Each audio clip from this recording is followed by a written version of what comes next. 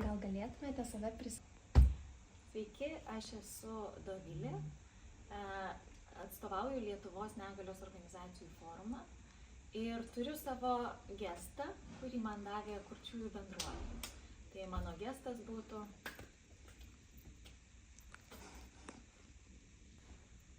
Gal galėtumėte papasakoti apie JTO neįgaliųjų teisių konvenciją ir taip pat kuo? Tai Jungtinių tautų asmenų su negale teisių konvencija yra pasauliniu mastu priimtas žmogaus teisių dokumentas, kuris būtent kalba apie žmonių su negale teises ir jų įgyvendinimą arba prievoles, pareigas valstybėse užtikrinti visų žmonių su negale teises, lygiai kaip ir kitiems asmenims. Lietuvai šitas dokumentas yra svarbus, nes Lietuva 2010 metais pripažino arba ratifikavo šitą konvenciją. Ir jinai tapo privalomu įsipareigojimu Lietuvai būtent užtikrinti, įgyvendinti konvencijoje numatytas visas teises Lietuvos žmonėms su negalia. Kadangi švenčiame Tarptautinę kurčiųjų žmonių savaitę, įdomu, kaip ir kokios JTO konvencijos nuostatos gina būtent kurčiųjų žmonių. Konvencijoje visos nuostatos ir teisės yra skirtos visiems žmonėms su negale, neišskiriant ir nepaisant negalios pobūdžio ar pagalbos poreikio, sunkumo ir formos. Bet be abejo, konvencijoje yra keletas nuostatų ir būtent principų, kurie įtvirtina būtent kurčiųjų bendruomenės poreikį kurčiųjų bendruomeniai sudaryti tinkamas sąlygas, pirmiausia, pripažinti gestų kalbą kaip bendravimo formą, kaip jų gimtąją kalbą, taip pat remti, pripažinti ir skatinti kurčiųjų kultūrinį ir kalbinį identitetą. Tai apie tai kalba tiek konvencijos straipsnis nurodantis dalyvavimą kultūriniam gyvenime, tiek straipsnis kalbantis apie saviraiškos laisvę ir teisę gauti informaciją. Būtent tenai yra kalbama, kad visiems asmenims su negale turi būti viešai prieinama informacija, jiems suprantamų būdų ir kalba, ir forma. Konvencija taip pat kalba apie švietimą ir nurodo, kad būtent kurtieji arba kurčiųjų ir kurčneregių, ypač vaikų turinčių tokią negalę, teisę mokytis jų gimtąją kalbą ir vystyti savo tą kultūrinį ir kalbinį identitetą, pripažinti jį ir vystyti.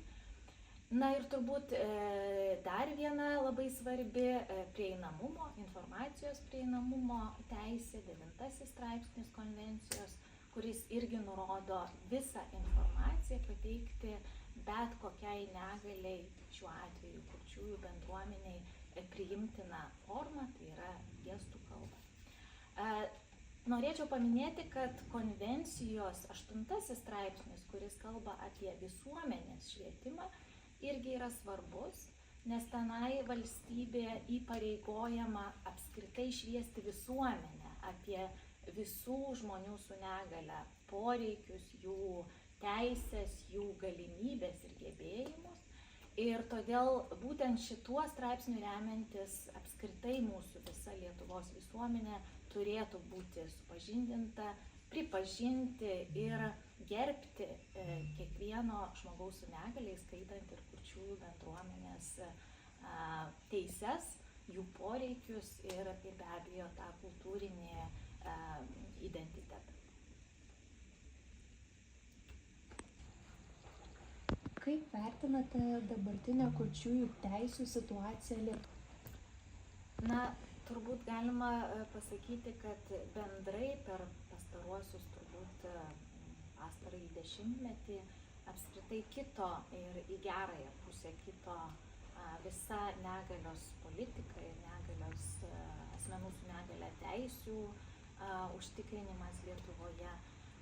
Ta pastebi ir lygių galimybių kontrolieriaus tarnyboje, matant galbūt mažėjančius skundus arba kitokio pobūdžio skundus. Tai yra šiaip džiugu, kad keičiasi visuomenės požiūris apskritai į žmonės su negale. Be abejo, išlieka iššūkių, ypač įvairią skirtingą negalę turinčių asmenų grupių atžvilgių, pavyzdžiui, intelekto arba psichosocialinės negalios asmenų atžvilgių vis dar yra nekoks, sakyčiau, visuomenės požiūris. Bet kalbant apie kurčiųjų bendruomenę, tai be abejo daugėja galbūt ir pripažinimo gestų kalbos, ir paslaugų jiems užtikrinimo, būtent vertėjų paslaugų. Mes žinom, kad yra ir Skype programėlės, ir rinkimų kontekste iš tiesų pagalba asmenims su klausos negale dalyvauti rinkimuose yra kiek įmanoma, jau žymiai daugiau yra ir teikiamos viešosios informacijos tiek per nacionalinę televiziją, gestų kalba ir subtitrais subtitruojamos įvairios laidos.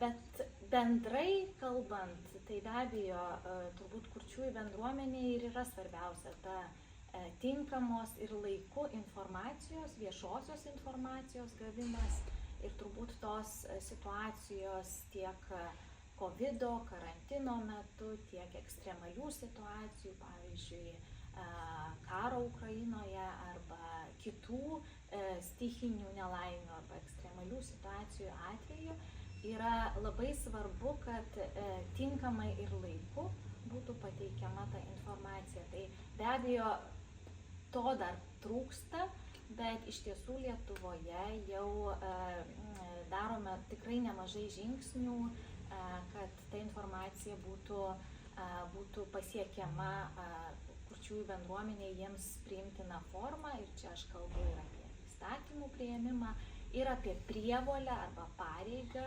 valstybės institucijoms tą informaciją teikti būtent gestų kalba. Kokia jūsų nuomonė apie gestų kalbos įstatymą? Kaip manote, ar Lietuvoje? Gestų kalbos įstatymą, žinau, kad kurčiųjų bendruomenė kėlė šitą klausimą, bet aš kaip teisininkė galiu pasakyti, kad įstatymų kiekis arba skaičius, ypač atskirų įstatymų, nėra vertybė. Teisėkūros kontekste mes turim stengtis bendrai įtvirtinti įstatymuose nuostatas, kurios padėtų įgyvendinti teises, bet tai nebūtinai turi būti atskiri įstatymai. Pavyzdžiui, atskirai įstatymas gestų kalbai arba atskirai lengvai suprantamai kalbai, kurią vartoja arba kuri padeda žmonėms su intelekto negale. Todėl aš manau, kad Lietuvoje mes irgi ėjom tuo gestų kalbos įtvirtinimo keliu. 95 metais vyriausybės nutarimu buvo įtvirtinta gestų kalba kaip gimtoji kurčiųjų kalba.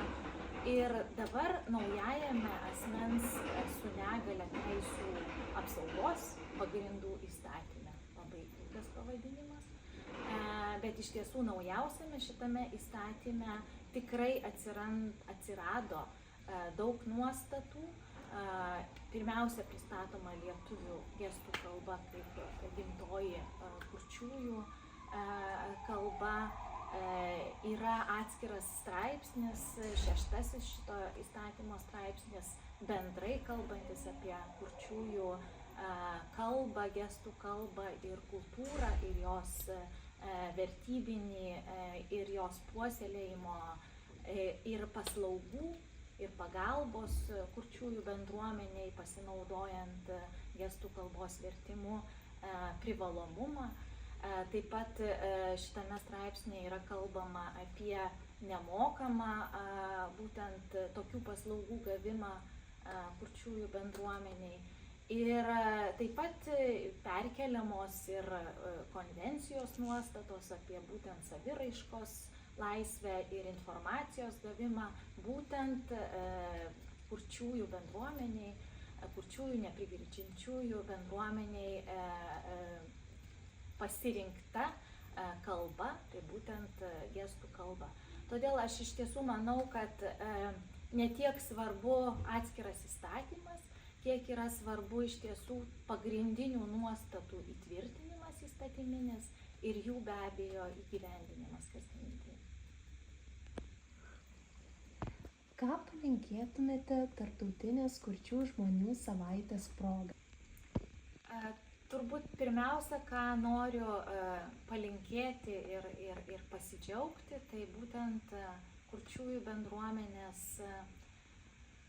labai dideliu aktyvumu, ką aš susidūriau tikrai bendraudama su kurčiųjų atstovais, tiek Kęstučiu Vaišnora, tiek Vaida, dabartinė vadovė, kaip jie tikrai idėjiškai atstovauja kurčiųjų bendruomenę ir siekia tų pokyčių tiek visuomenėje, tiek politikoje, negalios politikoje.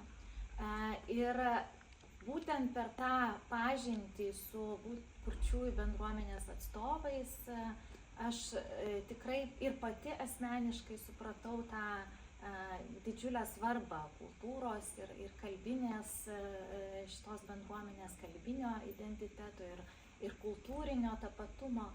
Tai aš labai norėčiau palinkėti puoselėti būtent tą bendruomenės kultūrinį identitetą, bet tuo pačiu labai noriu paskatinti susipažinti arba su visuomenė, tikrai su plačiaja visuomenė, bendrauti ir būti visiems atviriems, nes pažinti vienas kitą yra be galo įdomu, be galo vertinga visiems asmenėms.